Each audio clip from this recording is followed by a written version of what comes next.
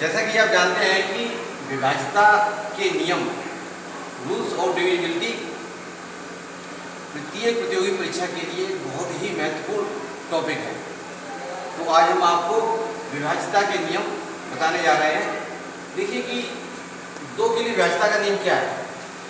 दो के लिए विभाज्यता का नियम है, यदि किसी संख्या का इकाई अंक 0, 2, 4, 6 या 8 हो तो वह संख्या निश्चित रूप से 2 से कट जाएगी।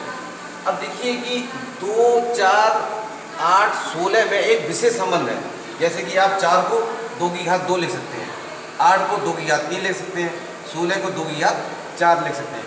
इसी तरह आप 32 को 2 की घात 5 लिख सकते हैं, 64 को 2 की घात 6 लिख सकते हैं, 128 को 2 की घात 7 लिख सकते हैं। इसी तरह अन्य भी संख्याओं के को आप 2 की घात के रूप में ले सकते हैं। तो देखिए कि 2 के लिए जब विभाज्यता के नियम की बात करते हैं तो हम केवल इकाई अंक चेक करते हैं, केवल एक अंक चेक करते हैं। क्योंकि 4 को हम 2 की घात 2 के रूप में ले सकते हैं, इसलिए हम दाईं ओर से 2 अंक चेक करेंगे।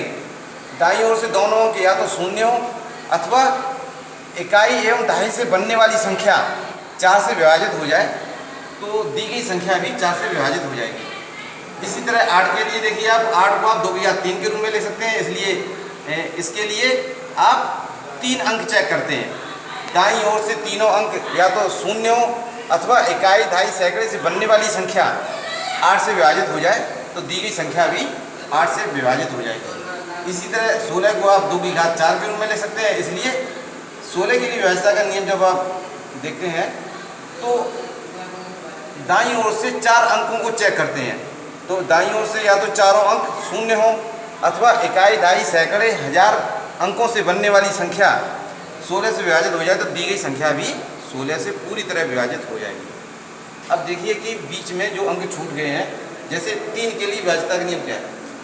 यदि किसी संख्या के सभी अंकों का योगफल किया जाए और उसके सभी अंकों का योग करें तो यदि योगफल 3 से विभाजित हो जाए तो दी गई संख्या भी 3 से विभाजित हो जाएगी। देखिए एक उदाहरण देखते हैं। जैसे 459 को ले लिया आपने, तो 459 को आप लिख सकते हैं 4 धन 5 प्लस 9 बराबर 18। चूँकि 18 3 से पूरी तरह विभाजित हो जाती है तो 459 भी 3 से विभाजित हो जाएगी। 9 के लिए विभाज्यता का नियम है वो 3 जैसा है कि यदि किसी संख्या के सभी अंकों का योगफल 9 से विभाजित हो जाए तो दी गई संख्या भी 9 से विभाजित हो जाएगी। देखिए हम इसी उदाहरण की बात करते हैं। 459 9 से विभाजित होगी या नहीं होगी, तो इसके सभी अंकों को योग किया हमने यहाँ, तो योगफल 18 आया। चूँकि 18 9 से विभाजित हो जाती है तो दी गई संख्या 459 भी 18 से विभाजित हो जाएगी। अब देखिए 5 के लिए विभाज्यता का नियम क्या है।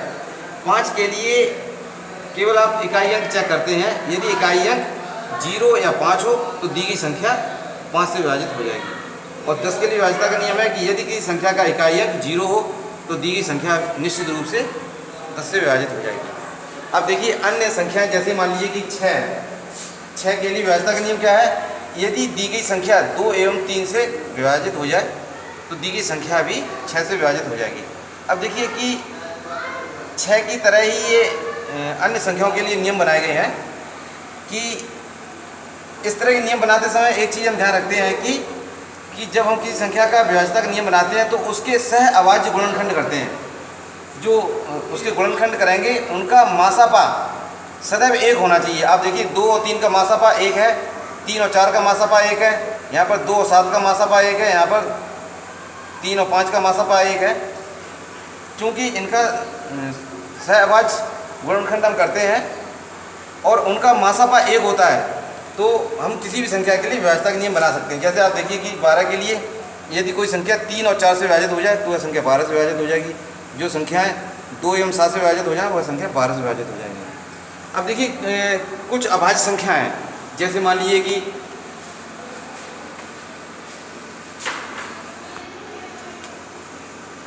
7, 11, 13, 17, 19, 23, 29, 31, 37, 41, 43, 47, 53, 59 आदि।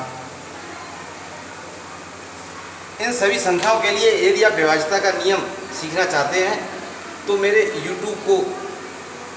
यूट्यूब पर पड़े वीडियो को सर्च करें। आप यूट्यूब पर सर्च करने के लिए लिखें हिंदी में विभाज्यता का महासूत्र अथवा अंग्रेजी में लिखें ग्रेट फार्मूला ऑफ डिविजिबिलिटी। तो आपके सामने एक जो वीडियो प्रस्तुत होगा उसकी सहायता से आप किसी भी संख्या के लिए विभाज्यता का नियम बना सकते हैं। लेकिन विभाज्यता का महासूत्र ऐसा महासूत्र है जो कि विभाज्यता से संबंधित है, और इसे महासूत्र इसलिए कहा गया है क्योंकि यह महाव्यापक है। इसकी सहायता से हम किसी भी प्राकृतिक संख्याओं के लिए विभाज्यता का नियम बना सकते हैं। तो मित्रों, आपसे पुनः निवेदन है कि यदि आप किसी भी संख्या के लिए, किसी भी प्राकृतिक संख्या के लिए विभाज्यता का नियम बनाना सीखना चाहते हैं तो यूट्यूब पर मेरे पड़े हुए वीडियो को विभाज्यता का महासूत्र या ग्रेट फार्मूला ऑफ डिविजिबिलिटी लिखकर सर्च करें। आपको प्रत्येक संख्या के लिए विभाज्यता का नियम बनाने में बहुत ही आसानी हो जाएगी। केवल और केवल एक सूत्र के माध्यम से आप विभाज्यता के नियम बना सकते हैं। मित्रों, आपको मेरा वीडियो यदि अच्छा लगता हो तो आप मेरे वीडियो को लाइक कीजिए, सर्च कीजिए। मेरा वीडियो देखने के लिए बहुत बहुत धन्यवाद।